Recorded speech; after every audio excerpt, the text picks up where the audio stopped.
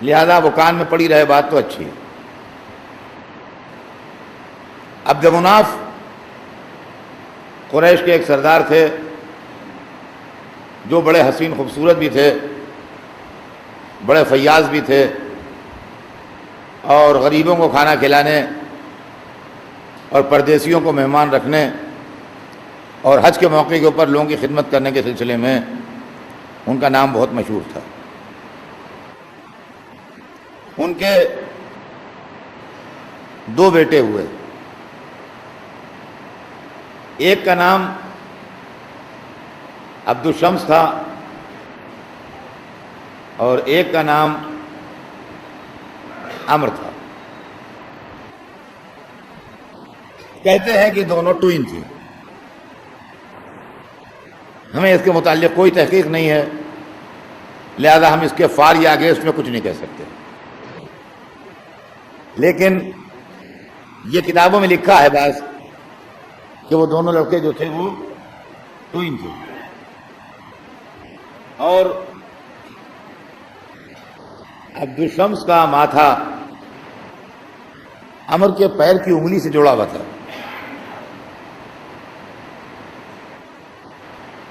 ذرا سا ہے، پیدا ہونے کے بعد کسی نے کاٹ کے الگ کر دیا۔ اس موقع پر یہ بھی کہا گیا کہ اس زمانے جو بزرگ لوگ جمع تھے انہوں نے کہا کہ اب ان دونوں میں ہمیشہ تلوار چلے گی۔ یہ واقعہ صحیح ہے یا غلط ہے مجھے نہیں معلوم، آئی ایم ناٹ شیور، لیکن جو کتابوں میں لکھا ہے وہی ہے۔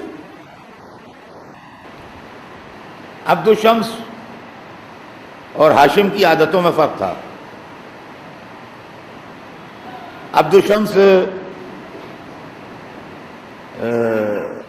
خود پسند قسم کے آدمی تھے، وہ آدمی جو صرف اپنے فائدے کی بات سوچتے ہیں اور اپنا بنتا بگڑتا دیکھتے ہیں، اپنا نفع نقصان دیکھتے ہیں، اپنا دھندا، اپنا کاروبار، اپنی دکان، اپنا معاملہ، ہمیں اس میں کیا ملنے والا، ہمیں اس میں کیا ہوگا۔ اور ایک گروہ آدمیوں کا وہ ہوتا ہے جو دوسروں کی مدد کے لیے آگے بڑھتا ہے کہ یہ آدمی پریشان ہے، اس کی ہیلپ کیسے کی جائے، اس کے پاس نوکری نہیں ہے، اس کو نوکری کیسے دلائی جائے، اس کا کاروبار خراب ہوا جا رہا ہے، اس کو کیسے سہارا دیا جائے۔ تو آج بھی سماج میں دو طرح کے آدمی ہوتے ہیں، برابر ہمیں ملتے ہیں زندگی میں۔ ایک وہ ہوتے ہیں جو صرف اپنا اپنا معاملہ دیکھتے ہیں، اور ایک وہ ہوتے ہیں کہ جو دوسرے کی مدد کرنے کے لیے آگے بڑھتے ہیں۔ دونوں بھائیوں کے مزاج میں فرق تھا۔ عبد الشمس اس طرح کے لوگوں میں تھے جو اپنا معاملہ ٹھیک رکھتے تھے، اور عمر ان لوگوں میں تھے جو دوسروں کی مدد کرتے تھے اور دوسروں کے مسائل اور دوسروں کے مشکلات اور دوسروں کے پرابلم تھے۔ جب یہ دونوں بڑے ہوئے اور جوان ہوئے تو عمر کے اس کیریکٹر کی وجہ سے باپ کی وراثت عمر کے حصے میں آئی۔ دونوں بھائیوں میں باپ کی جو وراثت تھی اور باپ کی نیابت جو تھی وہ عمر کے حصے میں آئی، اور لوگوں نے عمر کو اپنا لیڈر چنا اور مکے کا سردار بنایا۔ عبد الشمس کیونکہ عوامی آدمی نہیں تھے، پبلک کے آدمی نہیں تھے، لہذا عبد الشمس کو یہ بات کوئی اچھی بھی نہیں لگی، اور عبد الشمس جو تھے وہ شام چلے گئے، اس لیے کہ شام میں کمائی اچھی تھی، شام میں کاروبار اچھا تھا، شام میں معاملات بہتر تھے، لہذا انہوں نے آتے تھے سال میں ایک دفعہ ایک وزٹ کرتے تھے مکے کی، لیکن پرماننٹ انہوں نے اپنا بیس جو ہے وہ سیریا میں بنا لیا۔ حج وغیرہ کے زمانے میں آتے تھے اور آن کے چلے جاتے تھے، لیکن مستقل وہ پرماننٹ جو ہے وہ یہاں نہیں رہتے تھے، وہ شام میں رہتے تھے۔ اور عمر جو تھے وہ یہاں رہتے تھے مکے میں۔ عمر نے بڑے کام کیے ہیں زبردست، عمر کے اندر لیڈرشپ بڑی زبردست تھی اور قیادت کی صلاحیت جو تھی وہ بہت زبردست تھی، لیکن عمر کے نام سے آپ میں سے کوئی پہچان نہیں رہا ہے، اور میں بھی اتنی دیر سے ان کا نام چھپائے ہوئے ہوں کہ جس نام سے آپ ان کو پہچانتے ہیں یہی عمر تھے جو بعد میں ہاشم کہلائے، یہی عمر تھے جو بعد میں ہاشم کہلائے۔ ان کے باپ نے جب یہ پیدا ہوئے تو ان کا نام ہاشم نہیں رکھا تھا، ان کا نام عمرو رکھا گیا تھا. ہاشم صفت ہے، نام نہیں ہے. ہاشم کہتے ہیں ٹکڑے ٹکڑے کرنے والے کو، چورا چورا کرنے والے کو، کسی چیز کو پیسز میں بانٹ دینے والے کو ہاشم کہتے ہیں. حشم عربی میں کہتے ہیں کسی چیز کو پیسز میں بانٹ دینے کو، چھوٹے چھوٹے ٹکڑوں میں تقسیم کر دیجیے اگر آپ کسی چیز کو، تو اس کو عربی زبان میں حشم کہتے ہیں. اور جو ایسا کرے اس کو عربی زبان میں ہاشم کہتے ہیں. یہ عمرو جو تھے یہ ہاشم اس لیے بن گئے کہ یہ شام میں تھے، اور شام میں ان کو یہ بات معلوم ہوئی کہ مکے میں قحط پڑ گیا ہے اور لوگ بھوکے مر رہے ہیں اور دانے دانے کو محتاج ہو گئے ہیں لوگ. تو انہوں نے جتنا جلدی ہو سکتا تھا اتنا جلدی غلہ خریدا، جتنا خرید سکتے تھے، جتنا ان کے پاس پیسہ تھا سب کا غلہ خرید لیا. اور جتنا تیز اس زمانے میں سفر کیا جا سکتا تھا اتنا تیز سفر کیا انہوں نے. اور تیز سفر کرتے ہوئے یہ شام سے مکے آئے. تو یہ اس وقت پہنچے ہیں مکے میں جب سورج ڈوب چکا تھا، اندھیرا پھیل چکا تھا شہر میں اور سورج ڈوب چکا تھا جب ان کا کارواں مکہ پہنچا ہے. پہنچتے ہی انہوں نے اعلان کر دیا کہ کل سویرے ہمارے گھر پر دعوت ہے اور جتنے مکے والے ہیں سب کی دعوت ہے، بلا تفریق جتنے شہر میں آباد ہیں سب کی ہمارے دروازے میں دعوت ہے. اور رات ہی راتا انہوں نے جتنا ہو سکتا تھا تیزی کے ساتھ وہ گیہوں پسوائے، آٹا پسوایا، اونٹ نہر کرائے، اور اس کے بعد انہوں نے کھانا پکوایا. وہ کھانا عربی میں آج بھی رائج ہے. گوشت پکتا ہے شوربے دار اور اس کی بوٹیوں کو ٹکڑے کر کے ایک پیالے میں ڈالا جاتا ہے، اور روٹی جو پکتی ہے تندوری روٹی اس کو بھی پیسز میں بانٹ کے ایک پیالے میں ڈالتے ہیں، تو وہ ایک غذا بن جاتی ہے، گوشت اور روٹی. اس کو عربی زبان میں سرید کہتے ہیں. یہ سرید غذا جو ہے یہ 1400-1500 برس پرانی غذا ہے اور آج بھی عربستان میں کھائی جاتی ہے. انہوں نے سرید تیار کرایا اور سرید تیار کرا کے انہوں نے دوسرے دن سویرے سے اپنے دروازے پر لوگوں کو کھانا کھلانا شروع کیا. قحط کے زمانے میں ایک دن کھلا دینے سے کام نہیں چلتا ہے، اس لیے کہ قحط جب اصلی قحط ہوتا ہے، آرٹیفیشل نہیں، جو اصلی ہوتا ہے، تو اصلی قحط اس لیے ہوتا ہے کہ غلہ ختم ہو جاتا ہے. جب کوئی چیز ختم ہو گئی، نہیں ہے تو نہیں ہے، ختم ہو گئی بات. آدمی مر جائے چاہے کچھ ہو جائے، جب ایک چیز نہیں ہے تو نہیں ہے. تو ایک دن کھانا کھلا دینے سے کیا ہوتا ہے؟ وہ ایک دن کھائے گا، ایک دن تک اس کے کھائے کا اثر رہے گا، دوسرے دن سے بھی بھوکا ہو جائے گا. قحط کے زمانے میں اتنے دنوں کھلائیے کہ نیکسٹ کراپ بازار میں آ جائے. جب تک نیکسٹ کراپ بازار میں نہیں آئے گی اس وقت تک کھلاتے رہیے جب تو فائدہ ہے، ورنہ آج نہیں تو کل بھوکا مر جائے گا، کل نہیں تو پرسوں بھوکا مر جائے گا. تاریخ بتاتی ہے کہ ہاشم نے 4 مہینے اپنے دروازے پر کھانا کھلایا، پورے 4 مہینے، کمپلیٹ 4 مہینے ہاشم نے اپنے دروازے پر کھانا کھلایا. 1-2 دن نہیں، صبح شام دونوں وقت. اور اتنا گوشت روٹی توڑ کے پیالے میں کھلایا کہ ہاشم نام ہو گیا. تو ہاشم نام نہیں ہے، نام عمرو ہے. ہاشم ان کی سخاوت کی وجہ سے اللہ نے ان کو خطاب دیا. اب سمجھے آپ، جو آج تک نام ہے بنی ہاشم، بنی ہاشم، بنی ہاشم، یہ کیوں بنی ہاشم ہے؟ یہ بھوکے مرتے ہوئے انسانوں کو بلا تفریق مذہب و ملت، بغیر کسی بات کے کنسیڈریشن کے کہ ہمارا موافق ہے کہ مخالف ہے، ہم کو اچھا سمجھتا ہے کہ برا سمجھتا ہے، ہمارا فیور کرتا ہے کہ ہم کو اپوز کرتا ہے، اللہ کا بندہ ہے، انسان ہے، وہ بھوکا ہے، اللہ کھاؤ، آؤ آؤ، تم بھی آؤ، تم بھی آؤ، تم بھی آؤ. 4 مہینے کھلایا. ایک صاحب ذرا دوسرے خیال کے تھے، تو ان کا بھائی تم لوگوں کیا تو بس اپنے کھایا پیا، ہر وقت کھانا پینا رہتا ہے، اور آج بریانی پک رہی ہے، آج کھچڑا پک رہا ہے، آج یہ ہو رہا ہے، آج روٹی کبابوں پر نظر ہو رہی ہے، آج چھولا ہو رہا ہے. اور تمہارے مذہب میں یہی کھانا پینا ہے سب، اور کچھ نہیں ہے، اور تم لوگ بس سب یہ کھایا پیا کرتے ہو. تو ان کا نہیں، اللہ نے دیا سب کو تھا، تمہارے بزرگ سب کھا گئے اس لیے تمہیں کچھ نہیں ملتا. ہمارے بزرگوں نے بو دیا تھا، ہم آج تک کھا رہے ہیں. صلوات بھیجتے ہیں محمد. یہ لوگ جو کبھی کبھی مجلس کے تبرک پر اعتراض کرتے ہیں کہ ارے بڑا خرچہ ہو جاتا ہے، آپ کو رسول کے گھرانے کی سیرت معلوم ہے؟ خاندان رسالت کا مزاج معلوم ہے کیا ہے؟ یہ اسی گھرانے کی سیرت ہے جو آج تک حسین کے نام پر کھلایا جا رہا ہے. روز اعلان ہوتا ہے یہاں بھی کہ امیدوار کی جانب سے نیاز ہے، امیدوار کی جانب سے نیاز ہے. یہ نیاز یہی نہیں ہے، یہ ایک رواج چلا آ رہا ہے صدیوں سے، سینکڑوں سال سے، کہ اللہ کے بندوں کو کھلایا جاتا ہے. اور اللہ کا نام بھی رزاق ہے. یہ سمجھ لیجئے کہ یہ اس کی بھی صفت ہے. ان اللہ اور رزاق ذو القوۃ المتین. کھلایا. ہاشم کے بھائی عبد الشمس جو شام میں رہتے تھے، ان کے کوئی اولاد نہیں تھی، وہ لاولد تھے. انہوں نے ایک غلام خریدا تھا جس نے ان کی بہت خدمت کی اور ان کے پاس رہا.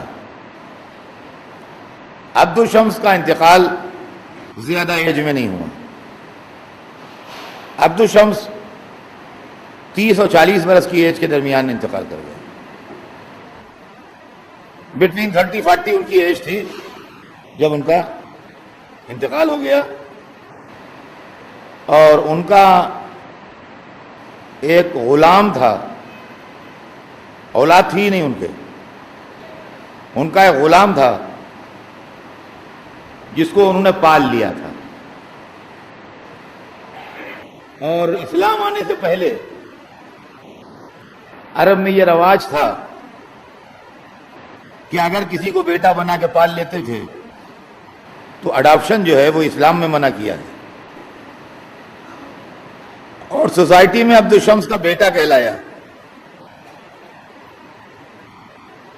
سوسائٹی میں عبد الشمس کا بیٹا کہلایا. اور اس آدمی کا نام امیہ تھا. یہ آدمی جس کو عبد الشمس نے پالا تھا یہ اصلاً بیٹا نہیں تھا، غلام تھا. اس کا نام امیہ تھا، جس کی نسل سے بنی امیہ ہیں.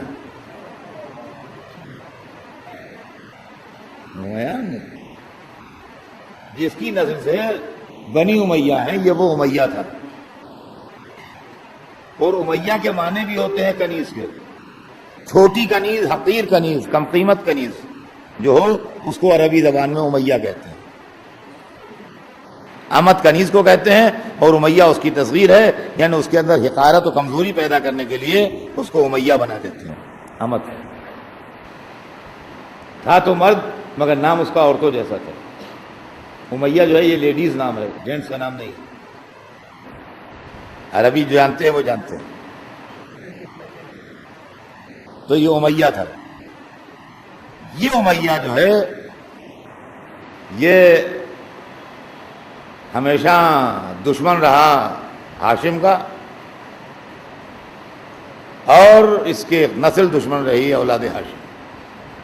جب بنی امیہ بادشاہ ہو گئے اور ان کے پاس پاور آ گیا اور سارے راوی اور محدث اور ہسٹورینز سب انہوں نے خرید لیے، تو امیہ کو غلام سے بیٹا بنا دینا کتنی مشکل بات تھی. انہوں نے فوراً اس کو بیٹا بنا دیا. لیکن جیسے کہ پولیس میں یہ بات ہے تو کہتے تھا مجرم بعض غلطیاں ایسی کر جاتا ہے یا بعض چیزیں ایسی چھوڑ دیتا ہے کہ جس سے ہم کو پتہ لگ جاتا ہے کہ یہ اصلی مجرم ہے، اور اس کے بعد پولیس اس کو پکڑ لیتی ہے اور اس کو اندازہ نہیں ہوتا کہ اس ذریعے سے میں پکڑا جاؤں گا. 3 موقع ہیں تاریخ کے اندر جب اولاد ہاشم نے اولاد امیہ کو غلام زادہ کہا ہے. 3 موقع ہیں جب اولاد ہاشم نے اولاد امیہ کو غلام زادہ کہا ہے. دیکھیے ایک بات میں آپ سے بتا دوں، اگر عزیزوں میں لڑائی ہوتی ہے تو گولی مار سکتے ہیں غصے میں، مگر خاندان حسب نسب کو ایک دوسرے کو برا نہیں کہہ سکتا ہے. یعنی ایک دادا کی اولاد میں اگر لڑائی ہو رہی ہے تو یہ تو ہو سکتا ہے کہ اتنے دشمنی ہو جائے کہ ایک دوسرے کا مرڈر کر دیں، مگر ایک کزن دوسرے کزن کو چور کی اولاد نہیں کہے گا. اس لیے کہ پھر اس کا مطلب کہ وہ بھی چور کی اولاد ہے. تو اگر یہ ایک ہی خاندان کے تھے تو ٹھیک ہے، قتل کر دیا وہ الگ بات ہے، غلام زادہ کیا مانے؟ اور اگر یہ غلام زادہ ہے دوسرا کیسے نہیں ہوگا جب ایک ہی لائن سے آ رہے ہیں؟ تو اب آئیے سنیے کون کون سے موقع ہیں. مکہ فتح ہوا ہے، ابو سفیان رسول اللہ کے سامنے بیٹھا ہے. ابو سفیان امیہ کا پوتا ہے، رسول اللہ ہاشم کے پڑوتے ہیں. وہ امیہ کی نسل سے، یہ ہاشم کی نسل سے. کوئی پوچھتا ہے ان کا کیا ہوگا؟ ان لوگوں کا نفرت کی نگاہوں سے دیکھ تو لیا مگر بدلہ نہیں لیا. قوموا انتم طلقاء، جاؤ غلام زادوں تم آزاد ہو. ایک موقع جب غلام زادہ کا، آئیے کہہ لیجیے اس وقت رسول اللہ وننگ پوزیشن میں تھے، مکہ فتح کیا تھا، ابو سفیان کمزور پوزیشن میں تھا، لہذا کہہ دیا، زندگی بھر کا غصہ اتار دیا غلام زادہ کا. تاریخ کے اندر موجود ہے. دوسرا موقع، مولا علی نے معاویہ کو خط لکھا، نہج البلاغہ کے مکتوبات کے سیکشن میں موجود ہے. خط اس میں نہج البلاغہ یہاں رکھی ہوگی، اٹھا کے دیکھ لیجیے. اس میں لکھا تو میری برابری کیا کرے گا؟ لیست تلیقک المہاجر، غلام زادے مہاجروں کے برابر ہوں گے. یہ دوسرا موقع ہے جب غلام زادہ. کہہ لیجیے حضرت علی بھی اچھی پوزیشن میں تھے، خلیفۃ المسلمین تھے، داماد رسول تھے، میجارٹی مسلمانوں کی ان کو سپورٹ کرتی تھی، لہذا انہوں نے لکھ دیا. اب آئیے تیسری پوزیشن، شہزادی زینب رسیوں میں بندھی یزید کے سامنے کھڑی، حسین کا کٹا سر سامنے رکھا ہے، سید سجاد ہتھکڑی پہنے کھڑے ہیں. اب پوزیشن دیکھیے کس کی کیا ہے. اب پوزیشن دیکھیے کس کی کیا ہے. یزید فل فلیش بادشاہ بنا ہوا تخت حکومت میں بیٹھا ہے، زینب کبریٰ سربرہنہ ہاتھوں میں رسیاں بندھوائے دربار میں کھڑی ہیں، سامنے تشت طلا میں سر حسین رکھا ہے، اور چوتھے امام لوہے میں جکڑے کھڑے ہیں. یزید اس منظر کو دیکھ کے خوش ہو رہا ہے، اپنے پرانے دل کے غبار نکالنا چاہتا ہے. اس نے کچھ غلط باتیں کہیں آل رسول کے لیے، اور زینب سے مخاطب ہوئے کہا کہ یہی وہ حکومت تھی جس کے لیے تمہارے بھائی نے مجھ سے جھگڑا کیا، دیکھو خدا نے حکومت مجھے دی. بس جیسے ہی وہ دولت و طاقت کے نشے میں چور ہو کے یہ کہتا ہے تو ایک مرتبہ زینب سر اٹھاتی ہیں اور فرماتی ہیں سن او آزاد کردہ غلام کی اولاد. یہ تیسرا موقع ہے جب دربار شام میں شہزادی زینب نے آل امیہ کو غلام کی اولاد کہا. فرماتی ہیں سن او آزاد کردہ غلام کی اولاد، اور یہ نہ سمجھنا کہ میری جیسی خاتون تجھے جواب کے لائق سمجھتی ہے، یہ وقت کی بات ہے جو مجھے جواب دینا پڑ رہا ہے، ورنہ میری جیسی خواتین تیرے جیسوں کی باتوں کا جواب نہیں دیا کرتے، ہم نظر انداز کر دیتے ہیں ایسی بات. میرے بھائی نے کبھی تمنا حکومت نہ کی.